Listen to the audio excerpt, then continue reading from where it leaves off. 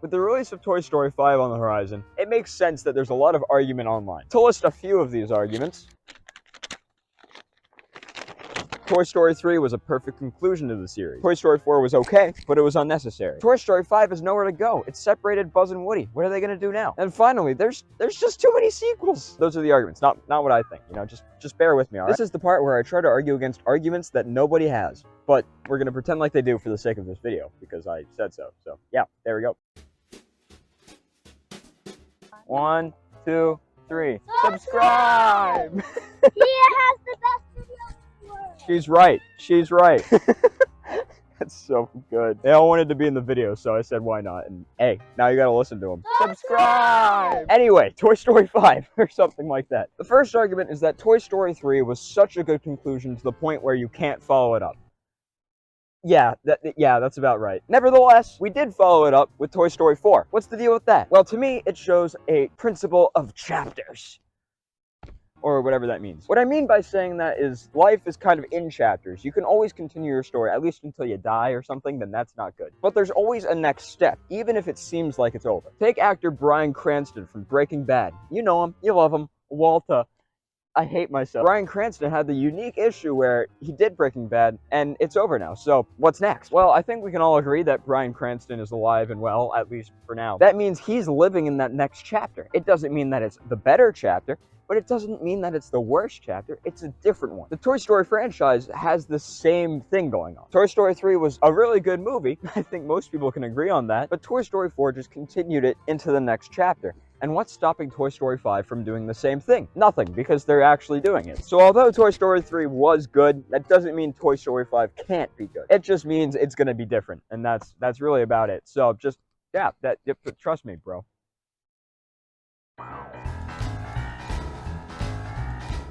The second most common argument is that Toy Story 4 was a pretty good movie, but it was unnecessary. The truth is, no sequel is actually necessary at any point in time. I got into Pixar late 2021, so that means that I was never there for any sequel releases, except Lightyear. We don't count Lightyear. Toy Story 1, 2, 3, 4, they were already there. The entire Cars franchise was already there. That's like most kids' childhood now. I was never there for that. But because I was never there for the release of these new movies that expand on an original film, I never had to experience the stress of watching a story change. Instead of having Toy Story 5 be kind of like, oh, I don't know what this is going to be, sure hope it doesn't suck, I just watch the movie and then I say, oh, that sucked, or it did not suck. Either way, I get to just watch the movie and enjoy it because I was never there for the release. In other words, I didn't have expectations. If you don't have expectations, you'll be able to enjoy a movie so much more. And I mean so much more. And that's because you don't want anything out of the movie except to enjoy. You can predict all you want, but if it doesn't go the way you predicted, it'll automatically become worse because it's just not what you wanted. To clarify, no sequel is ever actually necessary, but it's still okay to be there, and the reason it's usually not okay to be there is because people get all like, ah.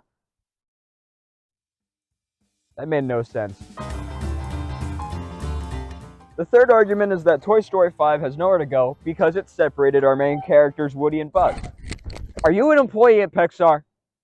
Are you? Unless you're a writer at Pixar, unless you have any position at Pixar, you have no clue what's going to happen. None. There's no way of telling if a movie's going to go this way or go that way, because we are not there to make the movie. At the end of the day, Pixar has a professional team of writers. To an extent, they know what they're doing. Yes, they've had a disaster here and there. Generally speaking, they've proved themselves to be pretty good. So personally, if I hire a professional to do something, I'd assume they do a pretty good job. So there's some trust that comes with that job position. And also, you have to consider that since there are so many different ways to rewrite a movie, like Toy Story that they've already rewritten 4 times, that means there's so many ways that they could change it up for a 5th that there's no way to predict what the writers are saying. Now, yes, there is a best course of action for what they could do, but we don't know that until it comes out, and then we can say, oh, they could have done this better or that better. Just stop complaining about the story before we have the story. The same principle was seen with Toy Story 4. People thought Toy Story 3 was such a good conclusion, so that Toy Story 4 would have nowhere to go. Yet they still made it, and it ended up being okay, depending on who you ask. Now, I do need to give some leeway to this point because Buzz and Woody are separated. Toy Story 1, 2, 3, and until the conclusion of 4, they all focus on the idea of togetherness, and it's very clear just in Buzz's character and how they try to make that a thing. But a complaint about Toy Story 4 is that because it breaks that chain of togetherness, that it's a bad ending. Toy Story 5 can fix that. At the end of the day, we don't get a say in what the movie is. The movie's gonna happen. We're gonna watch it, and that's that. That's that. To prepare for that, stop predicting what the movie will be, and just wait for it to come out. Just wait. You impatient little turd. Now, argument 4 is that there's too many sequels. No, there aren't. There are not too many sequels. Okay, that's really loud. Oh, you don't believe me? You do not. I'm getting mad just thinking about it. Okay, but seriously, let's look at some of the past movies. We've had Elemental, we've had Soul, we've had Luca, we've had Onward, we've had Turning Red, for better or for worse. And like I said, I'm not counting Lightyear. We're not counting it. But that means there have been 5 movies since the last sequel. 5 movies! These movies take a lot of time, a lot of money, yet we're still complaining about how few there are. And we've gotten 5. What? And not to mention, it's going to be 6. We've got Elio or whatever it's called coming out before Toy Story 5. 6 original films. So it's clear that there's been a lot of original movies. So why are people freaking out about there being too many sequels? Well, it's because they're popular. I think we can all agree that Toy Story is a huge franchise. If you have 6 movies together and one of them is a very recognizable name, of course that's going to be the most popular one out of them. That's going to get the most people talking. And from the way I see it, that is the only reason that this argument exists. Think about this too. There is always a Pixar movie in production, almost at all times. And heck, there's multiple at one time. You don't just say, all right, we got 1 year, let's make an animated movie. No, it takes like 6 to 7 years, or 5. I don't know, it takes a long time. So after the release of Toy Story 5, there's probably gonna be like 7 more originals. And you know what? If you're one of those people who thinks there are too many sequels, then just go watch one of the 18 other original movies that Pixar has made, all right? Just a suggestion. Get the heck out of my channel. All right, I think that's good.